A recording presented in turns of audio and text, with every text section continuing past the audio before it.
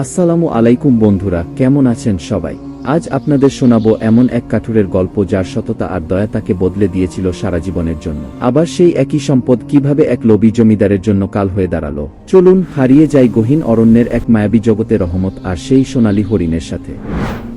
অনেকদিন আগের কথা, এক গহীন অরণ্যের ধারে বাস করত রহমত নামের এক অতি সাধারণ কাঠুরে। রহমত ছিল খুবই দরিদ্র, সারাদিন বনে কাঠ কেটে যা পেত তা দিয়ে কোনো মতে তার দিন কাটত। তার কোনো সন্তান ছিল না, বনের পশু পাখিরাই ছিল তার পরম বন্ধু। একদিন বনের গভীরে কাঠ কাটতে গিয়ে রহমত দেখতে পেল একটি চমৎকার সোনালী রঙের হরিণ ঝোপের আড়ালে যন্ত্রণায় কাতরাচ্ছে। কাছে গিয়ে দেখল হরিণটির পায়ে এক বিষাক্ত কাঁটা ফুটেছে এবং সেখান থেকে রক্ত ঝরছে। বনের অন্য পশুরা ভয়ে পালিয়ে গেলেও দয়ালু রহমত হরিণটিকে ফেলে যেতে পারল না। সে নিজের পরনের কাপড়ের টুকরো চিরে হরিণটির ক্ষত বেঁধে দিল এবং কয়েকদিন ধরে বনের লতাপাতা দিয়ে তার সেবা করল। হরিণটি সুস্থ হয়ে ওঠার পর রহমতের প্রতি কৃতজ্ঞতায় তার চোখ ভিজে এলো।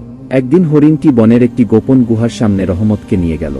সেখানে ছড়িয়ে ছিল দুর্লভ সব মণিমুক্তা। হরিণটি তার শিং দিয়ে ইশারা করে রহমতকে একটি হীরা নিতে বলল। রহমত অবাক হয়ে দেখল সেই একটি হীরা বিক্রি করলেই সে সারা জীবন রাজার হালে থাকতে পারবে। রহমত হীরাটি নিয়ে গ্রামে ফেরার পর জানাজানি হয়ে গেল। গ্রামের নিষ্ঠুর ও লোভী জমিদার খবর পেয়ে রহমতকে ডেকে পাঠালো। জমিদার তাকে ভয় দেখিয়ে সেই গোপন গুহার ঠিকানা জেনে নিল। সে ভাবল রহমত তো কেবল একটা হীরা এনেছে, সে গিয়ে সব ধন সম্পদ লুটে নেবে। জমিদার তার সিপাহীদের নিয়ে বনে গিয়ে সেই মায়াবী হরিণটিকে বন্দী করল এবং জোর করে গুহার ভেতরে ঢুকলো। কিন্তু গুহার ভেতরে ঢুকতেই এক অলৌকিক কাণ্ড ঘটল। গুহার সব মণিমুক্তা হঠাৎ করে আগুনের কয়লায় পরিণত হতে শুরু করলো। আসলে ওই সম্পদগুলো ছিল কেবল পবিত্র হৃদয়ের মানুষের জন্য। জমিদারের অহংকার আর লোভ দেখে বনের মায়াবী শক্তি তাকে গুহার ভেতরেই আটকে ফেলল।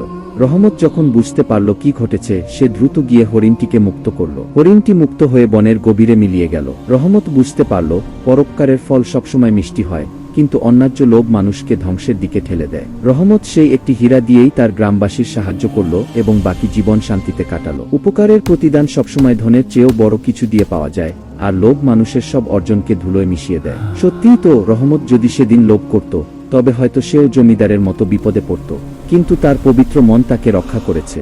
এই গল্প থেকে আমরা শিখলাম যে মানুষের উপকারে যে আনন্দ এবং সম্মান আছে তা লোভ করে পাওয়া যায় না। গল্পটি আপনাদের কেমন লাগল কমেন্ট করে আমাদের অবশ্যই জানাবেন। আর এইরকম আরো চমৎকার সব গল্প পেতে ক্রিয়েটিভ ভয়েস চ্যানেলের সাথে থাকবেন। দেখা হচ্ছে পরের গল্পে। আল্লাহ হাফেজ।